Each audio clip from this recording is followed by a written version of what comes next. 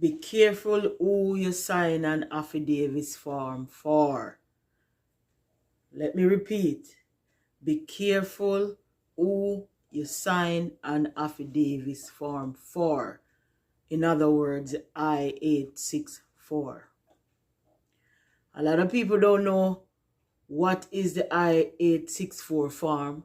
And sometimes people will ask you, can you sign an affidavit of support form for me, or can you do affidavit support form for me, please? In earlier times, like years and years ago, people used to just do it and they don't even know what is the I-864 form. I remember when I was just coming up here, my son couldn't do it alone because the affidavit form, it goes by the poverty guideline. And so whatever he was earning, it could not do for me and him. So I had to get a joint sponsor. I had asked my cousin because he was in the US. When I asked him, he said, let me think about it. I was wondering to myself, why did he say let him think about it? It's just a form. Little did I know how serious that I-864 form is. But anyway, he came back and he said that he would do it for me. But he did it for me and I thank him. And he said to me, Sharon, I'm going to sign it. Please, please, please make sure you abide by the term of this form. Make sure you don't do certain thing that is contrary to this form. And I just said, yes, I still did not understand what was so serious about this form. People, you see my thumbnail? Don't do this unless. And I just keep it going. Let me explain. When I came over here and I start to research the affidavits of support form, that's the I-864, I realize how serious is the I-864 form. I'm only doing this video because I saw something on the internet this morning and I said, my God, I did not know this could happen. Anyway, anybody who don't know what is the affidavits of support form or the I-864 form, as I said, when I came, I did my research. I always tell people I might as well apply for a job at USCIS. When my son was filing for me, I did so much research. And when I came over here, I did a lot of research too. So that I-864 form, I researched it when I came here and I realized why my cousin said that to me. A lot of people don't know that the I-86 form, the affidavits of support form, is a very serious document. It's a contract between the petitioner and the U.S. government. The affidavits of support is a contract with the U.S. government. So, remember, if you sign a contract and you don't abide by the contract, there's a lot of repercussion that can happen. If you sponsor or you petition for somebody to get their green card, whether by marriage, whether by you file for your sibling, you file for your children, whatever you do as a sponsor for someone, and you sign an affidavit of support for them, or you get a giant sponsor, it is very serious. Be careful who you sign an affidavit of support for. Meaning, I'm talking to a giant sponsor, or maybe the person who is petitioning for somebody can't, they don't work enough, and they ask you to do it. Just be careful who you sign it for, because you are saying in that contract, I'm telling you what I know of, and if you want to research it, go do your research. It is telling you that you are responsible for that person. And the only way you can get out of that contract is what I know of, and if the person become a citizen, if the person work for 10 years, if the person lose their green card, if the person die. And I don't know the other ways, but I'm telling you those ways that I know of. And if you want more information, just go do some research. But those are some of the ways that you can get out of that contract. If you don't want to be caught up in that contract, think twice before you do an affidavit of support for someone.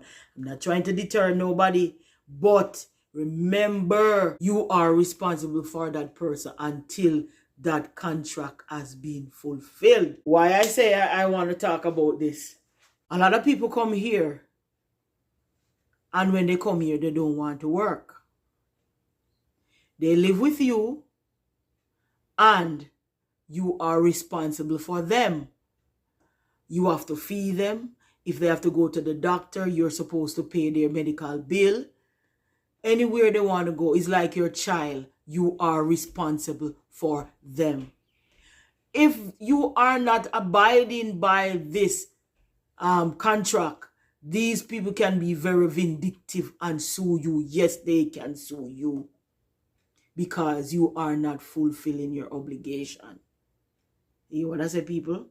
Remember, you have to meet a certain threshold. That is a poverty guideline. And the other form, I think, is that the I-864P, something like that, the poverty guideline. You can go and look. It is simply saying that this is what I earn, and you should be earning this amount if you're going to sponsor someone, and you're supposed to have this amount in your household. So if whatever you earn can support your household, plus one more person that you're getting, that is good. And if it can't, then you have to get this giant sponsor, as I said before. So basically, you are responsible to give the person money, to feed them, to clothe them, to house them. You are responsible for that. And if that person don't want to work, you are supposed to give the person money.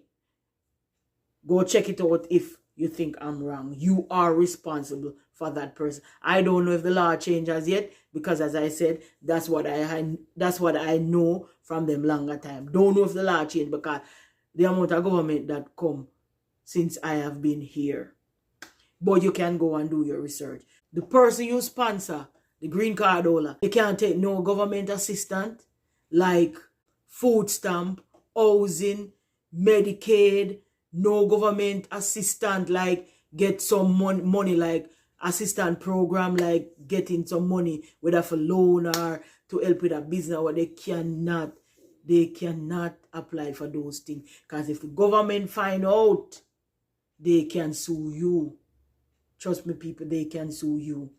Or you have to pay back every cent. I know somebody who had to do that. The person go and take housing, and the government found out, and he had to pay back every red cent that person took.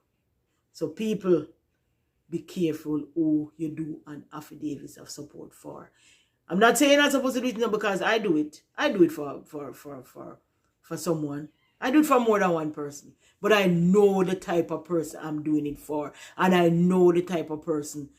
I know the person is going to come, work, and they're not going to depend on me. I know the person not going to say, oh, you sign it and you are responsible for me. No. So I know who I sign the affidavits of support for. Careful who you do it for. You see all them people who petition for all their parents and have them over here, and their parents are suffering, and they don't want to give them parents no money, or they don't want to help the parents with certain things. You are wrong. Please remember that you did an affidavit of support.